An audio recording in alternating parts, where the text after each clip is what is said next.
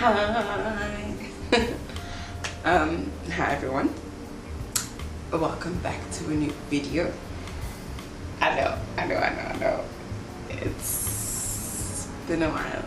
It's been a minute since I posted on this dear channel. Probably feels like I came and went and just decided that's not for me. That's not the truth. That's not the truth. When I tell you, I tried so many times to record a video in the past couple of months, and every time I did, it just wasn't happening. It just wasn't happening. So today I decided, let me drop this sit down video. You know, answer some questions. I asked you guys to send me questions just so that we get to know each other. Or you get to know me a little bit, just a little bit, I'm joking. Just so that you get to know me and understand what I'm about and who I am and why I'm on these streets. And yeah, I think I got really cool questions. So I'm not gonna answer all of them because there are quite a lot. Actually, I was not expecting them to be that many. So without further ado, how you doing? How are you doing? I hope you're good. I hope you're good, and if not, I hope you know that you will be good. Just hold on. You're gonna be just fine. Good. Cool. Okay, cool. So, oh my gosh. The first question, I'm gonna start light and easy breezy beautiful, you know. The first question, where was I born? Where was I born? I was born in Pretoria, Sunnyside. My favorite childhood memory, my favorite childhood memory has to be playing with my cousins. Like, my cousins stayed in the Free State, most of them, from my mom's side. So whenever my brother and I would visit them, y'all, we played. We got up to such weird-ish. We played in the streets, we played in the house, we played. Whether it's hide and seek, whether it was to trap a bird, whether it was to play mantlwane, like house, or cards, or PlayStation, we played. If there's one thing that we did as a group of 10, we played. And I think that's one of my favorite childhood memories, is that we grew quite close to each other because we played together so much, and we really never got bored. We used whatever we could, and we had fun. Next question, my favorite animal is a black panther. Yeah, cats, but specifically black panther. I just like their sleekness, I like their cunningness as well. Cats are very intuitive, and I just really enjoy their minds and the way they go about life. That's probably very strange to be describing that about a cat, but yeah. Black panther. Okay, next question. This question was funny. I even laughed when the person sent it to me. You know who you are.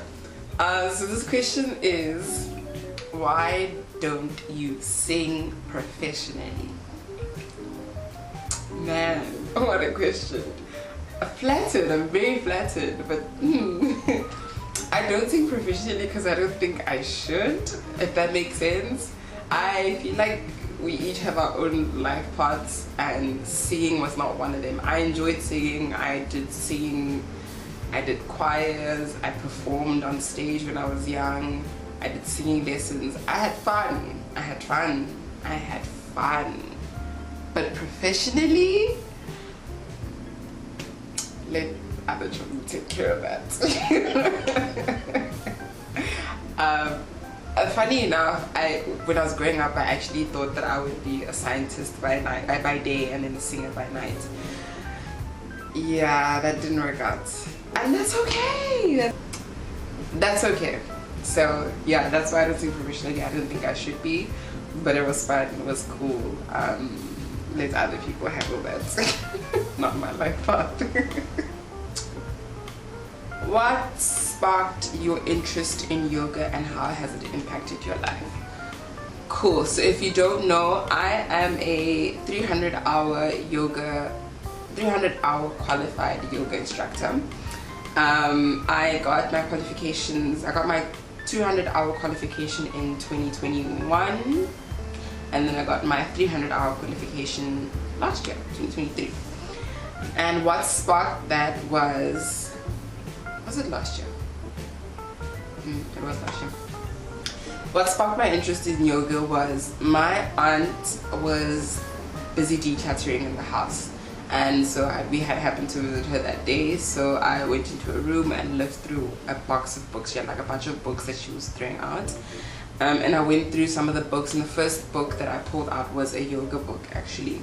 And so I was very intrigued and interested because I've always been interested in body movement. Like, I've always been an active child. I did ballet, I did swimming, I did sports as a kid. So I think I was in grade 8 at the time. So because I had not done ballet for as long as I would have liked to, or gymnastics for as long as I would have liked to, and I was naturally flexible, I kind of needed an outlet for my flexibility. So when I opened this yoga book, it was very interesting, and the first thing I opened to was a crow pose page that showed crow pose. So then I tried to get into it, and like I failed, but that was so exciting for me, to the point where I decided then I'm gonna learn and teach myself how to do yoga. So then I from there started researching, had followed Instagram pages that did yoga, never YouTube, which is very funny. I was never a YouTube kid actually, so nah. But I followed Instagram pages. I started doing yoga in my room and home, and from then on, as I got older, I obviously went into the deeper philosophy of yoga, Buddhism, Hinduism, all the religions of yoga, the spiritual aspect of it as well, and that's how I got into yoga. How has it impacted my life? It helps me keep balanced. It helps me stay grounded, which then feeds into another question that someone asked, was how do I stay grounded? Which is one of the things that I do to keep grounded is yoga, as well as exercise. Just keeping my body moving and feeling myself in my body keeps me grounded all the time, and movement does that for me. So that's how yoga has impacted my life, and it also allowed me to have that flexibility, that release for my flexibility, because sometimes I can feel when my body is tense and contracted, and that's usually when I'm not in a good mental space as well. I just need to stretch. But yoga has helped allow energy to stay moving in my body and not what can I say, and not cramped up and contracted and intense. So yeah, that's how yoga has impacted my life. It's fun, it's dynamic, it's creative, and I appreciate its existence very much, and I'm gonna keep doing it for as long as I can, and I wish to continue to share it with other people, because there's really some great benefits to the practice of yoga, not just the movement side of things, but also what it does to your mental capacity, because there's a level of concentration that takes place when you're doing yoga. There's a level of release and being gentle with yourself as you are practicing yoga. So there's a lot of self-interrogation that takes place in a yoga practice that you wouldn't normally get in other places at that level as well. It's like it's tough, but it's also very gentle, and it's a very intricate balance that a lot of other movements don't allow for. So yeah, I hope I answered that question. Cool. Then the next question was, what inspired you to adopt a vegan lifestyle, and how has it affected your well-being? What inspired me to adopt a vegan lifestyle? Oh my gosh, I don't like answering this question. I really don't like answering this question, because it's not your typical answer. It is not your typical answer. It's not because I care for the animals. It's not because I got sick. It's not because I wanted to lose weight. None of that. Not for the environment. Okay. None of that. Sometimes I say these things because yes, that's the impact of going vegan. You're very much gentle on the environment, you're caring for the animals inherently, but that's not my reason why I went vegan. So I like to say that my reason was more of my body just couldn't handle meat anymore. Every time, so it was more of an energy shift for me. Every time I would eat meat, I think getting closer to the time I began to stop. Every time I would eat meat, I would feel very, very sluggish, very heavy, very weighed down, and just not good in my body. And so I think I had gone vegetarian for like a couple of months in Matric in 2015. I had gone vegetarian for a couple of months, obviously because I did want to be going for my Matric dance. That's a whole other story. But I did it for a few months, and that was my main reason why I went vegetarian, which was fun. I had fun. I was creative a lot with the dishes that I was eating, but it wasn't a long-term solution. So then I went back to eating meat by that December. Was eating meat for pretty much the whole year of 2016, because eating meat for the whole 2016 and 2017 or so. But then I realized that meat was just not gelling with my body anymore, so I had to make a decision. So by the end of 2017, I was like, yep, I'm done. I'm not eating meat anymore. I'm not eating meat. I'm not eating anything that is animal derived.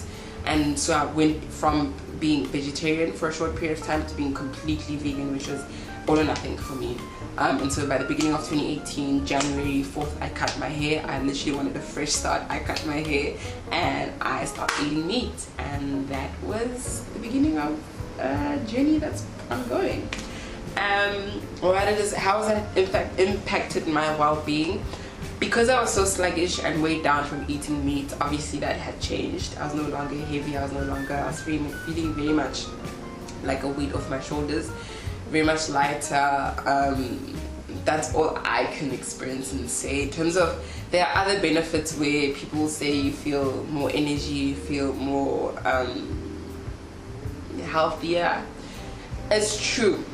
You will feel those things, but everybody reacts differently, right? For me, because those weren't my reasons, I never paid attention to them. I wasn't really like the unhealthiest person before then, so I wasn't looking for a shift in my health or a shift in energy or anything like that. So everything pretty much has been the same. It's just the fact that meat was just starting to impact me in a way that I wasn't comfortable with anymore. So I decided to cut it off because it wasn't doing anything for my body. I could find sources of protein any other way with research, which is what I did, which is how I got to where I am now. Yeah, that's that.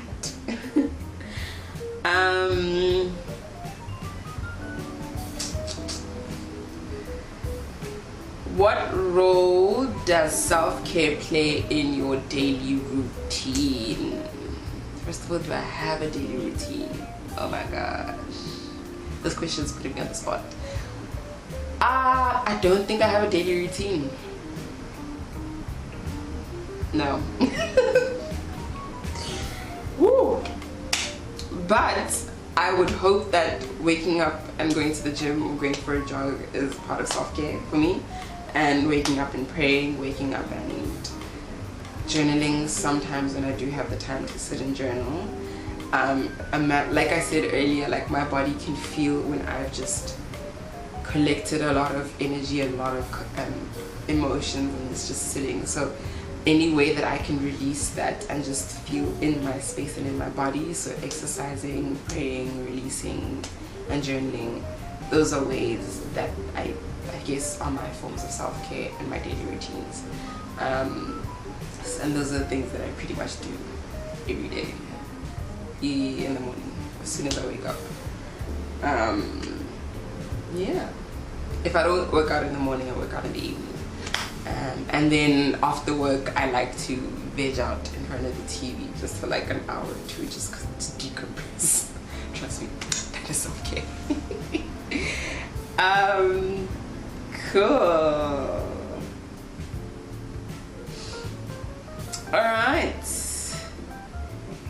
Then the next question is, what gets you out of bed when all you want to do is sit and rot? What a yummy question. What gets me out of bed is my family. Whenever I think of my family, it's motivation enough to get me out of bed when all I want to do is sit and write. Be it my siblings, my parents, my cousins, every single person that I consider family, my friends, quite literally my community, I guess. I have such a great support system that even when I feel like I'm down in the dumps, the words that they may have spoken like 2 months ago, 3 weeks ago, a year ago, always ring in my head that got to keep going because there's more awaiting for me on the other side. And I just keep going. Yeah, that's what gets me out of bed when all I want to do is write. That and prayer. That and prayer. What's the best advice you've ever received? Oh my gosh.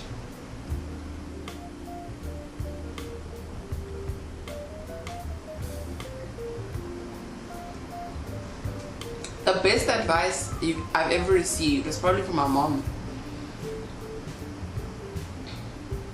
Yeah, my mom. I think I was 12,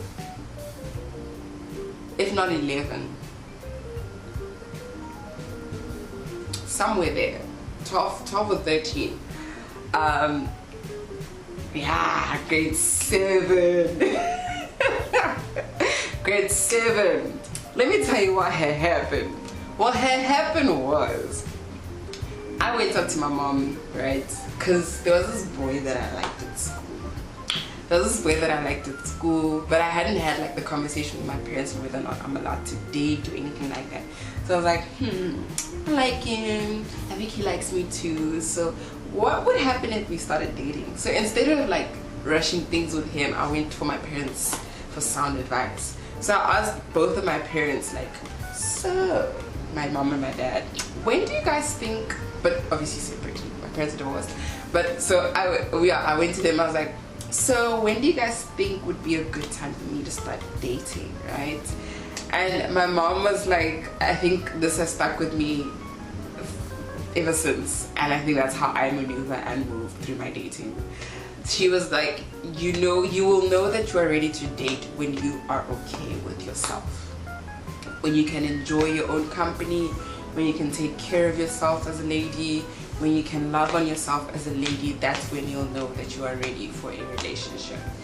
So I guess it's always been a thing of, I've got to have my own back before I depend on another person, especially a man, to have my back. And I think that's the best advice that she's ever given. You know, it's not the best, it's the advice that has stuck with me the longest, because everything else is like reiterated, and it's a given for me through the conversations that we had. But that was the first and last time I asked about dating, and that is the one thing that stuck with me. And my dad kind of reiterated it actually. My dad reiterated the same thing. They're like, get your own first, take care of you first, and then you'll think about dating. Cool. Yeah, cool. So, what is something you thought you'd never be able to do till you actually did it?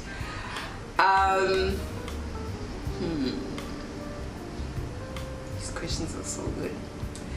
What's one thing I never thought I'd be able to do until I actually did it? Was travel alone. Travel alone. I know I've always wanted to travel alone as much as possible, but there was always something inside of me that was kind of fearful of it, obviously, because I don't want to get lost, I don't want to do this, I don't want to do that, I don't want to do that. I'm in this place alone. I have a fear of getting lost in like local places, but and obviously kidnap.